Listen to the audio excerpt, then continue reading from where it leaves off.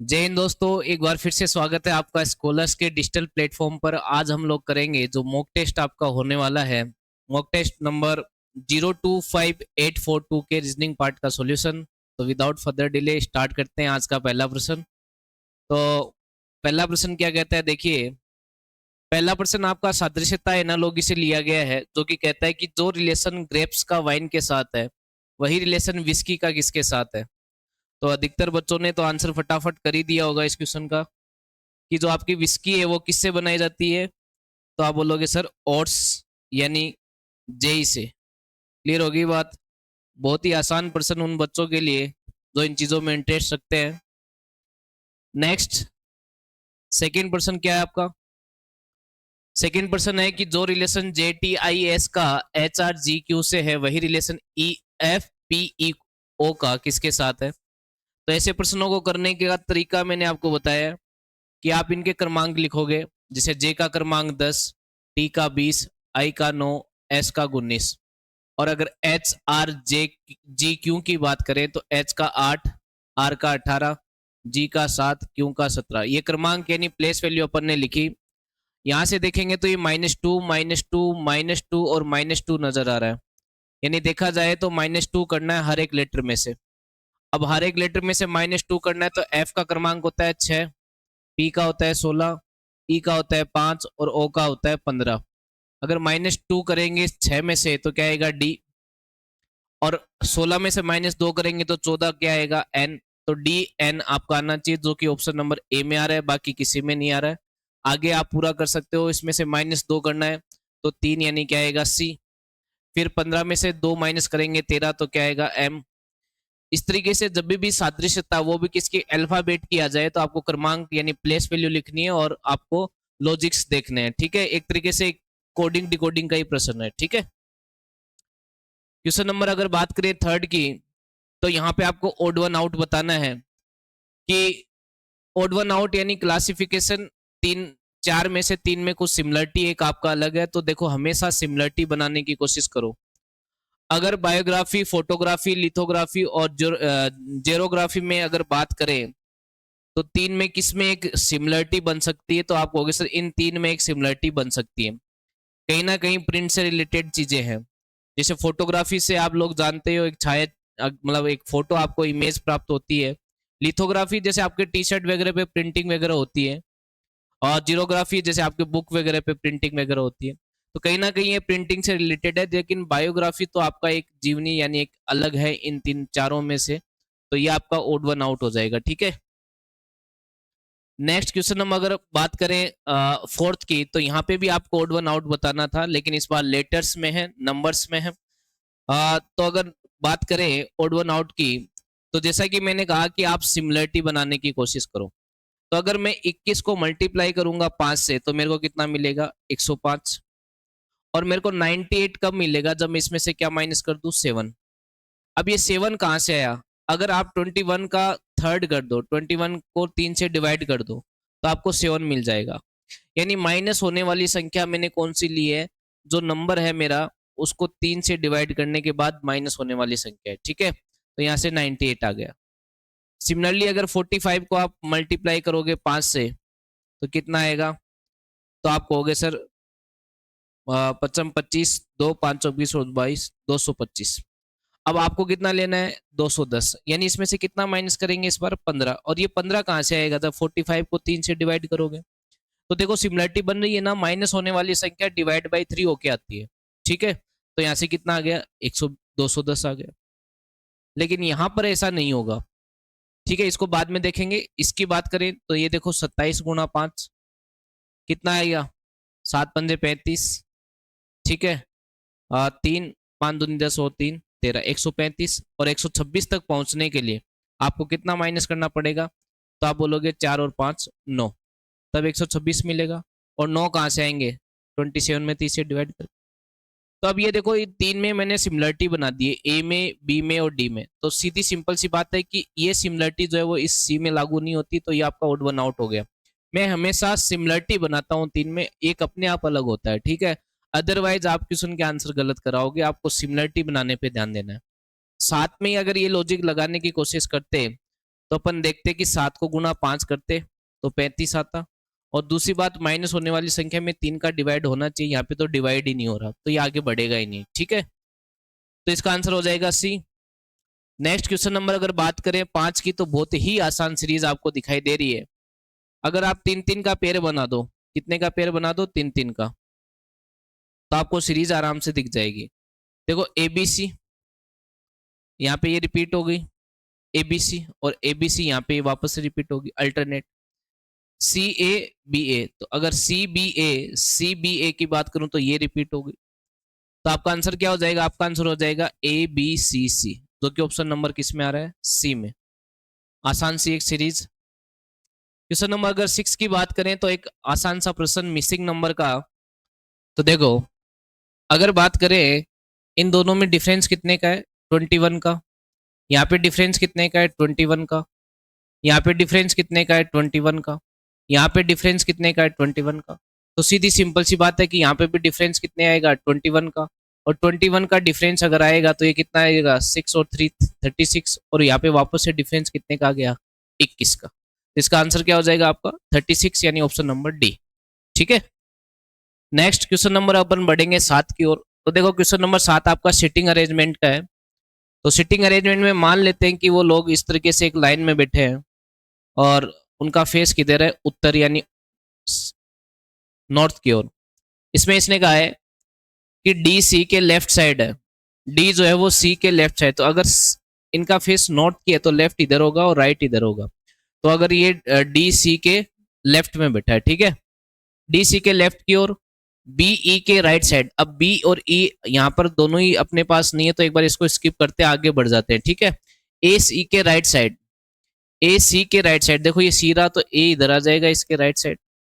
उसके बाद और बी डी के बाईं ओर, इस डी के लेफ्ट साइड में कौन है, बी है। अब देखो ये लाइन आ गई बी ई के राइट साइड, बी जो है वो ई के राइट साइड कब होगा, जब यहाँ ई बैठेगा। और उसके बाद क्या बोला, ए सी के राइट साइड और बी डी के लेफ्ट साइड है, यदि ई पंक्ति के एक छोर पर बैठा है, यानी ये एक एंड पर बैठा है, ये एंड पे बैठा है, तो 5 लोग हैं, तो A B C D E, पांचों लोग आ गए अपने। ठीक है, तो बताना आपको कि पंक्ति के बीच में कौन बैठा है। तो आप मुझे बताओ पंक्ति के बीच में कौन बैठा है, तो आप बोलोगे सर डी बैठा है। तो आंसर क्या हो जाएगा, डी का डी हो जाएगा। ठीक है, आसान सा प्रश्न। नेक्स्ट क्वेश्चन नंबर अगर 8 की बात करें तो इसमें बोला है कि जैसे 432 से 1694 आया, 256 81 16 से ये आया, तो यहाँ पे क्वेश्चन मार्क की जगह क्या आएगा। देखो बहुत ही आसान चीज है, आप अगर इसको गौर से देखोगे तो देखो, ये देखो 4 का स्क्वायर है, ये 3 का स्क्वायर है, और ये 2 का स्क्वायर है। उसके बाद ये 16 का स्क्वायर है, ये 9 का स्क्वायर है, और ये 4 का स्क्वायर है। और ये क्या है, ये 256 का स्क्वायर है। अपन को किसका स्क्वायर चाहिएगा, एक तो 81 का स्क्वायर चाहिएगा, यहाँ पे तो 81 का स्क्वायर आएगा, और यहाँ पे क्या आएगा, 16 का स्क्वायर आएगा। 81 का तो याद नहीं है चलो, लेकिन 256 16 का तो होगा, यानी लास्ट में तो 256 ही आएगा। अगर लास्ट में 256 आएगा तो ऑप्शन आपका A eliminate, B eliminate, D eliminate, आपका यही आंसर हो जाएगा। और 81 का स्क्वायर करोगे तो आपको पता चलेगा कि इसका 81 का स्क्वायर कितना होता है, 6561 होता है। क्लियर होगी बात। तो बहुत ही आसान प्रश्न था, एक तरीके की सीरीज ही थी। नेक्स्ट क्वेश्चन नंबर 9 की बात करते हैं तो 5 11 32 और 108 से क्वेश्चन मार्क क्या आएगा। बहुत ही शानदार सीरीज, बहुत ही शानदार सीरीज, आपके इस पेपर का सबसे अच्छा क्वेश्चन। ठीक है, इसको अपनी कॉपी में जरूर नोट डाउन करें। देखो 5 से 11 कैसे आता है, 5 से 11 आता है जब मैं 5 + 6 इंटू 1 करूं तो मेरे को क्या मिलेगा, 11। अब 11 से 32 कैसे आया, तो आपने कहा सर 11 में आप ऐड कर दो 5 और इंटू कर दो 2, तो आपको 32 मिल जाएगा। ठीक है, अगर 108 की बात करें तो आप कहोगे सर 32 में पहले ऐड करो 4 और मल्टीप्लाई करो कितने से, 3 से। तो 32 और 4 36, 36 गुणा 3 करेंगे तो 108 आएगा। तो कहने का मतलब है कि जो संख्या मैं ले रहा हूं जुड़ने वाली, वो तो एक कम होती जा रही है और गुणा होने वाली एक संख्या बढ़ती जा रही है, तो आपको आगे का नंबर मिल रहा है। क्लियर होगी बात। तो अब 108 में क्या ऐड होना चाहिए, तो देखो जुड़ने वाली एक एक संख्या कम हो रही है तो 3 ऐड होगा, गुणा का होने वाली संख्या एक एक बढ़ रही है तो कितने से गुणा होगा, 4 से। 108 और 3 कितना हो गया, 111। 111 गुणा 4 करेंगे तो क्या आएगा, 444। बहुत अच्छा प्रश्न आपका। Option number D. Next question number अगर बात करें 10 की, तो ये भी एक सीरीज है, लेकिन ये आसान सीरीज है, अल्फाबेट सीरीज है। अगर देखो तो ए का क्रमांक 1 होता है, ए का क्रमांक 1 होता है आपका, ठीक है, और सी का 3 और ई का 5। 1 3 5, 1 3 5, पहले लेटर में दो दो की इंक्रीज है, तो 5 के बाद 2 इंक्रीज होके पहला लेटर क्या आ जाएगा, जी आएगा। तो ये ऑप्शन एलिमिनेट हो गया, ये ऑप्शन एलिमिनेट हो गया। दूसरे की बात करें तो जेड 26 होता है, एक्स 24 होता है, वी 22 होता है। तो अगर दूसरा लेटर की बात करें तो यहाँ पे 26 है, यहाँ पे 24 है, यहाँ पे 22 है। तो आप क्या देख रहे हो, -2 हो रहा है, -2, दूसरा लेटर -2 हो रहा है। तो -2 22 में से होगा तो क्या आएगा, टी, यानी 20 आएगा। 20 पे टी आता तो जी और टी इसमें ही है, ये ऑप्शन भी एलिमिनेट। आपका आंसर तो हो गया सी। आगे भी आप लॉजिक चेक कर सकते हो, जैसे बी है, बी के बाद डी, फिर +2 हो रहा है, फिर +2 हो रहा है, तो अब +2 का एफ +2, 6 +2 8, एच आएगा, बिल्कुल एच आ रहा है। वाई में अगर बात करें तो 25 23 21, फिर 2 कम होगा तो क्या आएगा, एस। तो देखा जाए तो लॉजिक अगर बात करें तो लॉजिक ये है कि पहला लेटर तो +2, फिर दूसरा लेटर -2, फिर +2, फिर -2, ये लॉजिक चल रहा है। क्लियर होगी बात? तो इसका आंसर क्या हो जाएगा, सी। क्वेश्चन नंबर 11 की बात करें तो ये कह रहा है कि if third Monday falls on 17th in any month, अगर किसी महीने का तीसरा जो सोमवार है, यानी थर्ड आपका मंडे जो है वो कब दिया है, थर्ड मंडे आपका दिया है 17 तारीख को, कितना को, 17 को, ठीक है। तो ये कह रहा है what will be the day which fall 5 times in that month. देखो 5 बार आने वाली चीजें या तो 1 तारीख वाली होगी या 2 तारीख वाली होगी मैक्सिमम, ठीक है। आगे की चीजें वो 4 से या 4 बार ही आती है। देखो अगर 3 थर्ड मंडे की बात करें तो सेकंड मंडे कब होगा, तो आपको हो गया सर 10 तारीख को। अच्छा फर्स्ट मंडे कब होगा, तो आप बोलोगे सर 7 और कम कर दो, 3 तारीख को। अब 3 तारीख को मंडे है तो 2 को क्या होगा, संडे, और 1 को क्या होगा, तो आप बोलोगे सैटरडे यानी शनिवार। अब या तो शनिवार 5 बार आएगा या संडे 5 बार आएगा, ऑप्शन में क्या है, शनिवार है, तो यही आपका आंसर हो जाएगा। क्लियर होगी बात? देखो जैसे कोई महीना है, एक जो 1 तारीख को आया, तो 1 के बाद कब आएगा वो, 7 दिन बाद 8 को, फिर 15 को, फिर 22 को, फिर 29 को, ठीक है। 2 वाला भी कब आएगा, 2, फिर 10 को, फिर 17 को, फिर 24 को, फिर 31 को। अब यहाँ पे तो ये कंपल्सरी हो गया कि महीना 31 का होना जरूरी है, लेकिन 1 तारीख को जो वार आता है वो 5 बार रिपीट होगा ही होगा। बस शर्ते फरवरी की बात है, तो फरवरी जो होती है वो 28 और 29 दोनों की होती है। क्लियर होगी बात? लेकिन यहाँ पर इस क्वेश्चन के हिसाब से आंसर क्या होगा, आपका शनिवार हो जाएगा। नेक्स्ट क्वेश्चन नंबर 12 की बात करें तो इसने कहा कि स्टाइल को कोड ये किया जाता है, तो SMELL को क्या कोड किया जाएगा। कोडिंग को समझने के लिए आपको क्रमांक लिखने होंगे, तो एस का क्रमांक 19, टी का 20, वाई का 25, एल का 12, ई का 5, पी का 16, क्यू का 17, वी का 22, आई का 9 और बी का 2। अगर लॉजिक को समझे तो यहाँ पे -3 दिख रहा है मेरे को, ठीक है। यहाँ पे भी क्या दिख रहा है, -3 दिख रहा है, यहाँ पे भी -3, यहाँ पे भी -3 और यहाँ पे भी -3। एक आसान सी -3 की कोडिंग है। तो अगर इसकी बात करें तो एस का क्रमांक 19 होता है, -3 करेंगे तो 16 यानी पी आएगा। एम का क्रमांक 13 होता है, -3 करेंगे 10 आएगा, 10 पे आपका जे आता है, तो पी जे ना यहाँ पर है ना यहाँ पर है। फिर आगे ई में से -3 करेंगे तो बी आना चाहिए, अब बी यहाँ पे भी नहीं आ रहा, तो यही आंसर है। तो ई में से -3 कर दिया, अब एल में से -12 -3 करेंगे 9 तो आई आएगा, फिर 12 -3 करेंगे तो आई आएगा, तो पी जे बी आई आई आपका ऑप्शन नंबर ए आंसर हो गया। क्वेश्चन नंबर 13 की बात करें तो एक आसान सा प्रश्न है, ये भी कोडिंग डिकोडिंग है, वो भी फिक्स कोडिंग। ये कौन सा कोडिंग है, फिक्स कोडिंग। देखो आराम से आपको पता चलेगा, जैसे एस यहाँ पर है और एस कहाँ पर है, एस कहीं और पे तो नहीं है, लेकिन आगे देखो ई एन टी, तो देखो एन टी यहाँ पे भी है, ठीक है, एन टी और एन टी यहाँ पर भी है। तो लास्ट के 2 कोड देखो सेम होंगे, देखो इसमें गुणा और माइनस है, तो एन टी में भी लास्ट में गुणा और माइनस ही आएगा। तो यहां से ये पता चलता है कि कोडिंग जो है वो फिक्स कोडिंग है। अब जब फिक्स कोडिंग है तो इसका मतलब क्या है, एस का कोड प्लस, ई का कोड ये, एन का कोड गुणा, टी का कोड ये। तो फिक्स कोडिंग जब डिसाइड होगी तो अपन जिस क्रम में आपके अक्षर होते हैं उसी क्रम में आपकी कोडिंग होगी। अब अगर बात करें 10 की आपको पूछा है, 10 में से आपको पता है ई और एन तो यहाँ से आएगा और टी ए यहाँ से ही आ जाएंगे पूरे कोड टी ई एन।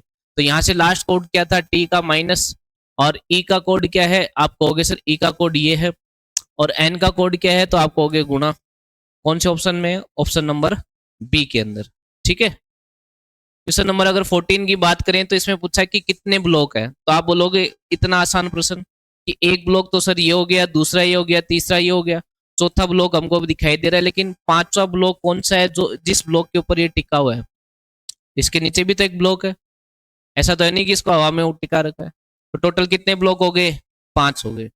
ठीक है, क्वेश्चन नंबर अगर 15 की बात करें तो आपको ये प्रश्न दिया गया है कि आपको ये बताना है कि पॉइजन बायो प्रोडक्ट्स और फूड के अंदर कौन सा वेन डायग्राम बनाया जा सकता है। तो आपको पता है कि जो कुछ फूड है वो बायो प्रोडक्ट्स होते हैं, कुछ फूड क्या होते हैं, बायो प्रोडक्ट्स होते हैं, और कभी कभी फूड भी एक पॉइजन का सा ही काम करता है। आजकल तो अधिकतर लोग जो खाना खा रहे हैं वो एक तरीके का पॉइजन ही ले रहे हैं, आपके बर्गर, चाउमीन, नूडल्स, इसमें इतनी बीमारियां देखी जा रही है डे बाय डे। और पॉइजन का मतलब ये नहीं होता कि इंस्टेंट मरी जाए आदमी, शरीर को हानि पहुंचाना भी एक पॉइजन ही है। तो ये सब चीजें करती है आपको परेशान, लेकिन फिर भी जो आपको अच्छा लगे। तो इसका आंसर क्या हो जाएगा, इसका आंसर हो जाएगा आपका बी। ठीक है, क्वेश्चन नंबर अगर बात करें 16 की, तो आपको एक ओपन डाइस दिया गया है। ओपन डाइस का एक रूल है कि जो चीज अल्टरनेट होती है वो एक दूसरे के अपोजिट होती है। अल्टरनेट जैसे एक छोड़कर एक, तो ये एक दूसरे के अपोजिट, जैसे पी का अपोजिट क्या हो गया, क्यू, यू का अपोजिट क्या हो गया, आर। अब दो बच गए वो एक दूसरे के अपोजिट, यानी एस का अपोजिट क्या, टी। ठीक है, अल्टरनेट चाहे वो ऊपर से नीचे हो, चाहे वो दाएं से बाएं हो, आपका अल्टरनेट ओपन डाइस में अपोजिट सरफेस होता है। तो आपको किसका पूछा है कि निम्नलिखित घन में से विपरीत फलकों पर अक्षरों का कौन सा युग्म होगा, तो विपरीत में आपका टी और एस होगा आपका। क्लियर होगी बात। क्वेश्चन नंबर 17 की बात करें तो एक आसान सा प्रश्न आपको पूछा है जोड़ बाकी गुणा भाग का, कि कौन से सिंबल रखने पर आपका आंसर आ जाएगा। तो देखो ये जो चीज होती है ना डिवाइड वाली, ये बड़ी इंपॉर्टेंट होती है। ठीक है, जैसे डिवाइड इसमें लास्ट में यहाँ पे आ सकता है डिवाइड, लेकिन अगर इसमें बात करें तो 6 डिवाइड बाई 96 नहीं होगा, तो इस ऑप्शन को चेक नहीं करें, ये हो सकता है। और अगर मैं बात करूं इसकी, तो 8 डिवाइड बाई 6 करने पे भी पूरा पूरा डिवाइड नहीं होगा, क्योंकि इधर इंटीजर आ रहा है। तो आप ए और डी को तो पहले चेक ना ही करें, अब बी और सी में से कोई एक चेक कर लीजिए। जैसे मान लो कि आप बी को चेक कर रहे हो, तो यहाँ पे क्या आएगा, गुणा, यहाँ पे क्या आएगा, माइनस, और यहाँ पे क्या आएगा, डिवाइड। अब 96 को 2 से डिवाइड करेंगे तो कितना आएगा, 4, और 8 48, माइनस, और 8 से 48, 48 माइनस 48 कितना आ गया, 0। तो यहीं से आपका आंसर आ गया आपका ऑप्शन नंबर बी। ठीक है, 18 क्वेश्चन की बात करें तो ये भी आपको सीरीज ही दी है, और इसमें पूछा है कि दी गई श्रृंखला में कौन सी संख्या गलत है, आपको ये बताना है। ठीक है, तो अगर आप इसको ध्यान से देखोगे तो क्या आपको ये 1 का क्यूब प्लस 1 दिखाई देता है, ठीक है। क्या ये आपको 2 का क्यूब प्लस 2 दिखाई देता है, ठीक है। क्या ये 3 का क्यूब प्लस 3 दिखाई देता है, ठीक है। क्या ये 4 का क्यूब प्लस 4 दिखाई देता है, ठीक है। एन क्यूब प्लस एन का लॉजिक आपका चल रहा है, ठीक है। अब अगर बात करें तो ये यहाँ पर क्या आना चाहिए था, यही गलत है आपका, क्योंकि यहाँ पे आना चाहता 5 का क्यूब प्लस 5 यानी 130 आना चाहिए था। ठीक है, यही आपको बताना था कौन सा गलत था। आगे वाला सही है बिल्कुल, क्योंकि ये क्या है, 6 का क्यूब प्लस 6, 6 का क्यूब 216 होता है, उसमें 6 ऐड कर दिया। ठीक है, क्वेश्चन नंबर अगर 19 की बात करें तो इसने पूछा कि कौन सा जो ऑप्शन है वो डायग्राम को कंप्लीट करता है। इतना आसान प्रश्न है, आपको पता है कि ये सर्किल पूरा होगा, सर्किल पूरा होगा तो ये देखो इसमें नहीं है ये चीज, ये यहाँ पे है, इसमें भी नहीं है, इसमें भी नहीं है, यही आपका आंसर हो गया। ठीक है, ज्यादा चेक करने की जरूरत नहीं। क्वेश्चन नंबर अगर 20 की बात करें तो देखो एक ब्लड रिलेशन का क्वेश्चन है।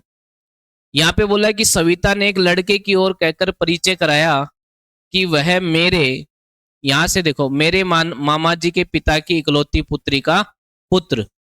तो देखो जब कभी भी इन प्रश्नों में अपन को डायग्राम बना के करना होता है तो अपन लाइन देखते हैं जहां से मेरा हमारा वाली बात स्टार्ट होती है, और ये मेरी वाली चीज कौन होती है, जो आदमी कहता है। जैसे इस प्रश्न में कौन कह रहा है, सविता, सविता एक लड़के के बारे में कह रही है, तो सविता कह रही है, तो इस सविता की ही यहाँ पे मेरे की जगह कौन है, बेसिकली सविता। तो सविता का मामा कौन होगा, सविता को छोड़ो, आपका मामा कौन होता है, आप बोलोगे सर मम्मी का भाई, मम्मी का भाई। तो देखो ये मम्मी आपसे एक पीढ़ी ऊपर और मम्मी का भाई उनकी बराबर में। महिलाओं को माइनस से डिनोट करेंगे और पुरुष को प्लस से। मामा जी के, मेरे मामा जी बना दिए, मामा जी के पिता, मामा जी के पिता, ये लो मामा जी के पिता की इकलौती पुत्री, मामा जी के पिता की इकलौती पुत्री, यानी आपके मामा जी की इकलौती पुत्री बेसिकली आपकी माई तो हो गई। क्लियर होगी बात? का पुत्र, और इस माँ का पुत्र अगर कोई है, वो कौन है? वह लड़का जिसके बारे में वो सविता कह रही है। तो सविता बेसिकली लड़के की बहन होगी, और लड़का जो है वो सविता का क्या हो गया? भाई हो गया। यही आपसे पूछा था कि लड़का सविता का क्या लगता है। ठीक है, क्वेश्चन नंबर 21, जो कि एक बढ़िया प्रश्न है, जिसमें स्टेटमेंट दिया गया है कि a friend in need is a friend in deed. जरूरत के समय काम आने वाला ही व्यक्ति आपका एक सच्चा मित्र है, इसमें कह रहा है। तो क्या आप इस लाइन से ये निष्कर्ष निकाल सकते हो गया कि अच्छे समय में सभी अच्छे मित्र होते हैं? नहीं। अगर आपको ये लाइन इतनी सी दी है तो आप इतनी सी ही बात को बतानी है, इसके अलावा कुछ नहीं बताओगे। इसने इतना सा कहा है कि जो आदमी जरूरत में काम आता है वो आपका एक सच्चा मित्र है, इतनी सी बात कही है। इसके अलावा इसने ये नहीं कहा कि अच्छा समय में सारे लोग ही क्या अच्छे होते हैं या बुरे होते हैं, इसके बारे में जिक्र नहीं किया गया। बुरे समय में वो लोग दुश्मन हो जाएंगे, ऐसा भी इसने इसका कोई जिक्र नहीं किया। यानी ये दोनों ही चीजें जो है वो इससे निष्कर्ष नहीं निकाली जा सकती। क्यों नहीं निकाली जा सकती? क्योंकि सीधी सिंपल सी बात है कि इसने सिर्फ इतना ही कहा कि जो बुरे समय में काम आएगा वो आदमी आपके लिए अच्छा दोस्त होगा, लेकिन इसने ऐसा नहीं कहा कि अच्छा समय में आने वाले लोग तो सारे ही अच्छे होते हैं, वहां पे भी बुरे हो सकते हैं।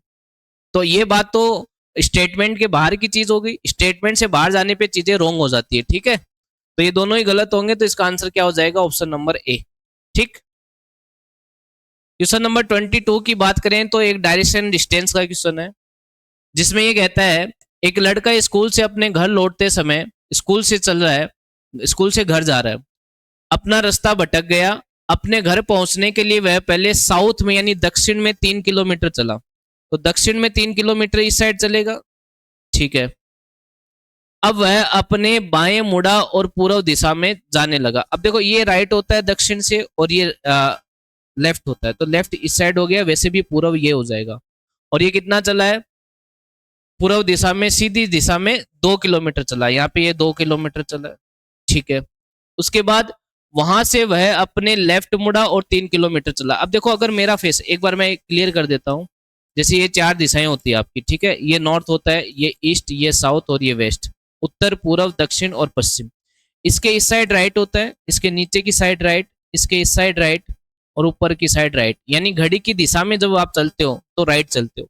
इसके अपोजिट लेफ्ट हो जाएगा, जैसे इस साइड लेफ्ट हो जाएगा, ऊपर साइड लेफ्ट, इसके इस साइड लेफ्ट और इसके नीचे की साइड लेफ्ट। ठीक है, तो जब अगर अपन अपना फेस इस साइड है, 2 किलोमीटर चल चुके हैं, अब वहां से वह काम मुड़ रहा है, राइट मुड़ रहा है। राइट मुड़ने का मतलब क्या होगा? नीचे नहीं, देखो नीचे राइट होता है, ऊपर होता है लेफ्ट, तो आपको तो क्या मुड़ना है? आपको लेफ्ट ही मुड़ना है, और वो भी कितना? 3। जब आप 3 मुड़ोगे तो कहीं ना कहीं इसके बराबर ही आ जाओगे। ठीक है, अच्छा ये आप कहाँ से निकले हो? स्कूल से निकले हो घर की ओर। ठीक है, उसके बाद वह फिर से अपने लेफ्ट साइड मुड़कर 1 चला। अब यहाँ अगर मेरा फेस ऊपर की ओर, उत्तर की ओर है, तो लेफ्ट किधर होगा? इस साइड। तो लेफ्ट इस साइड चले अपन कितना? 1 किलोमीटर। कितना चले? 1 किलोमीटर। अब आपको ये और अपना घर आ गया, इसने ये कहा है कि अब बच्चा घर पे पहुंच गया। अब इसने ये कहा है कि अंत में वह अपने घर पहुंच गया। लड़के का घर उसके स्कूल से किस दिशा में? तो लड़के का घर स्कूल से दिशा पूछा, तो स्कूल पे अगर चारों दिशाएं बनाओ तो उसका घर किधर आ गया? इस साइड आ गया। और ये साइड कौन सी होती है आपकी? पूरब होती है, यानी ईस्ट। क्लियर होगी बात? नेक्स्ट चलते हैं क्वेश्चन नंबर अपन 23 की ओर, जहां पे एक अच्छा प्रश्न है कोडिंग डिकोडिंग का, कि आपको ओस्टियर का जो कोड दिया है वो दिया है 13102595। तो कोडिंग को समझने के लिए प्लेस वैल्यू यानी क्रमांक लिखो। जैसे ए का क्रमांक 1 होता है, यू का 21 होता है, एस का 19, टी का 20 और उसके बाद ई का 5, आर का 18 और ई का 5। इसका कोड जो दिया है वो आपको दिया है 1 3 10 2 5 9 5, ये कोड दिए 13 10 25 95, 13 10 25 95। ठीक है, अब ये क्या किया है इसने, क्या दिया देखो यहाँ पे डिजिटल सम दिया है, क्या दिया है डिजिटल सम, यानी दो डिजिट का सम कर दिया इसने, जैसे 2 और 1 3, 9 और 1 10, 2 और 0, हालांकि डिजिटल सम में ये 1 होता है, लेकिन यहाँ पे ऐसे मान लो कि क्रमांकों को आपस में जोड़ता गया है, 5 का कुछ जुड़ेगा नहीं, 5 ही रह जाएगा, 8 और 1 9 5, ठीक है। तो सिमिलर लॉजिक अगर अपन को पूछा है किसमें, इसमें सेटिंग में, ठीक है। तो एस का क्रमांक कितना होता है 19, ई का 5, टी का 20, टी का 20, आई का 9, एन का 14, जी का 7। अगर यहाँ पे जोड़ोगे तो 10, यहाँ 5, यहाँ 2, यहाँ 2, 9 5 7, कौन से ऑप्शन में 10 5 22, 10 5 22, 10 5 22, 10 5 22 95 7, ऑप्शन नंबर बी के अंदर, ठीक है। सेकेंड लास्ट क्वेश्चन की ओर बढ़ते हैं। ये पूछा है कि दी गई आकृति कौन से ऑप्शन में आपको दिखाई दे रही है। तो देखो अगर आप ऑप्शन नंबर ए को चेक करोगे तो ये आकृति आपको पूरी पूरी इसके अंदर से प्राप्त हो जाएगी। कैसे, देखो ये वाली चीज आपको कहां से मिलेगी, ये देखो, ठीक है, फिर ये यहां आ गई और फिर ये और एक ये, तो ऑप्शन नंबर ए में ही दी गई आकृति आपकी क्या है, छुपी हुई है, ठीक है। आज का लास्ट प्रश्न, अंतिम प्रश्न, दिए गई डायग्राम में कितने आपके ट्राइंगल्स है। हर एक शिफ्ट में जहां जहां ये क्वेश्चन पूछा गया मैंने बताया कि जब भी आपको स्क्वायर में ट्राइंगल गिनने हो तो आप 1 नंबर से स्टार्ट करें, ठीक है, और जो हाईएस्ट नंबर होता है उसका दुगना कर दो तो नंबर ऑफ ट्राइंगल मिल जाता है। तो कितने हो गए 16, 16 यहां से आएंगे, 16 इसके आएंगे, ठीक है। तो 16 और 16 32। अब क्या इन दोनों दोनों चीजों को जोड़ के कोई डायग्राम आपको ट्राइंगल बनते हुए नजर आ रहा है क्या। तो देखो ये बीच में गैप की वजह से और कोई ट्राइंगल नहीं बनेगा, क्लियर होगी बात। तो इसके टोटल जो है ट्राइंगल्स कितने हो गए आपके 32। आई होप आपको बातें समझ में आई होगी। ये था आज का सॉल्यूशन। जय हिंद जय भारत।